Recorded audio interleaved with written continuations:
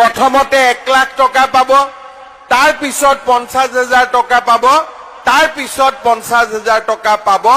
2 লাখ টকাৰ ওপৰত যদি বেংকৰ পৰা কিবা বেছিকৈ আনিব পাৰে আমাৰ আপত্তি নাই, কিন্তু আমি বেংকৰ লগত কথা নপতাকৈ ডাইৰেক্টলি 2 লাখ ল'ৰা ছোৱালীৰ বেংক একাউণ্টত আমি এই টকা দিম, যাতে সকলোৱে কিবা নহয় কিবা ব্যৱসায় কৰি থাকিব।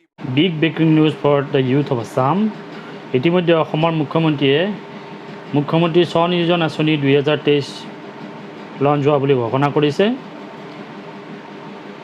এই সম্পৰ্কে এইবাৰ বাজেটত 2023-24 বাজেটত ইতিমধ্যে 1000 কৰোৰ টকা ইয়াৰ বাবে ধাৰ্য কৰা হৈছে। এইবাৰ 1 লাখ য়ং এণ্টাৰপ্ৰেনাৰলৈ 2 লাখ টকাকৈ চৰকাৰৰ ফালৰ পৰা আগবঢ়াব।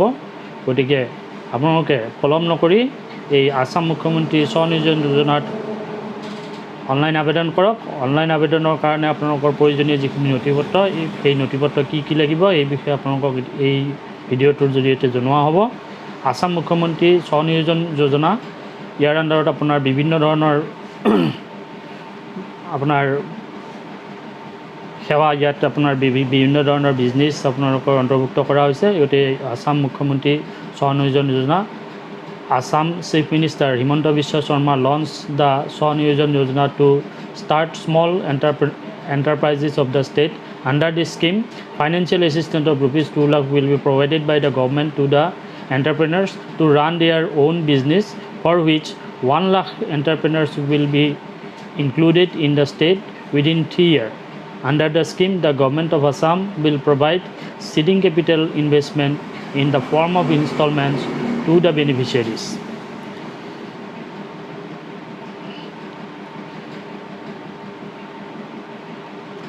The government of Assam will provide a seeding capital investment of rupees 2 lakh in the form of installments to the beneficiary. When the amount will come to the bank account of the beneficiary, then the business can be selected by the applicant as per his wish. The name of the scheme, Mukhya Mantri Sva-Niyojan Yojna, by whom initiated, done by the government of Assam, beneficiary, entrepreneurs of the state. Assistance to be provided to provide the capital financial assistance to the entrepreneurs to start their ventures. Assistance amount 2 lakh rupees. Number of beneficiaries 1 lakh. Application process online. Official website এতিয়ালৈকে এই official website চৰকাৰে launch কৰা নাই, it will be launch চুন। গতিকে আপোনালোকক এই ভিডিঅ'ৰ যোগেদি আপোনালোকক এই পৰ্টেল লঞ্চ হোৱাৰ লগে লগে আপোনালোকক জনোৱা হ'ব। গতিকে আপোনালোকে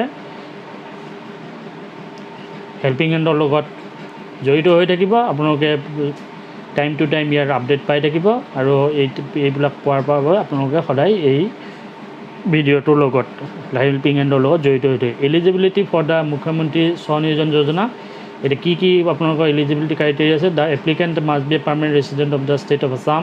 only the এণ্টাৰপ্ৰেনাৰ্ছ of the state will be eligible to take advantage of this scheme. Both male and female entrepreneurs will be able to take advantage of this scheme. Women who are associated with the self-help group can also join this group.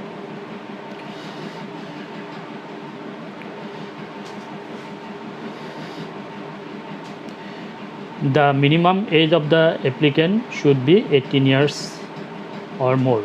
গতিকে আপোনালোকৰ ইয়াৰ বাবে আবেদন কৰিবৰ কাৰণে আপোনাৰ বয়স 18 বছৰ বা তাতকৈ অধিক হ'ব লাগিব। 18 বছৰৰ তলৰ লোকে ইয়াত আবেদন কৰিব নোৱাৰিব।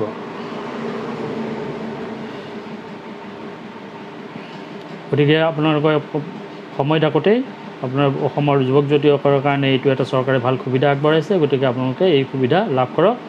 এতিয়া চাওঁ আহক কি ডকুমেণ্ট লাগিব। Important document for the Assam স্ব-নিয়োজন যোজনা, এই ডকুমেণ্টকেইটা হৈছে আপোনালোকৰ কেইটামান ইম্পৰ্টেণ্ট হয়। PAN card of the applier, Aadhaar card of the applicant, bank account details, residential certificate, business plan must have, the mobile number working, passport size photo, a domicile certificate. গতিকে domicile চাৰ্টিফিকেটটো আপোনালোকে পঞ্চায়ত বা আপোনাৰ গাঁওবুঢ়াৰ জৰিয়তে লাভ কৰিব পাৰিব। গতিকে এই নথিপত্ৰসমূহ যদি আপোনাৰ আছে তেনেহ'লে আপুনি এই মুখ্যমন্ত্ৰী স্ব-নিয়োজন আঁচনিত আবেদন কৰাৰ কাৰণে আপুনি যোগ্য। গতিকে আপুনি অনায়াসে অনলাইন যোগে এই আবেদন কৰিব পাৰিব। এতিয়া আহক আমি ইয়াৰ বেনিফিট কি বেনিফিট অফ স্ব-নিয়োজন যোজনা আসামৰ কি বেনিফিট চৰকাৰে আগবঢ়াব। The main objective of the scheme is to provide financial assistance to entrepreneurs starting their venture. The objective of the scheme is to improve the economic condition of the entrepreneurs.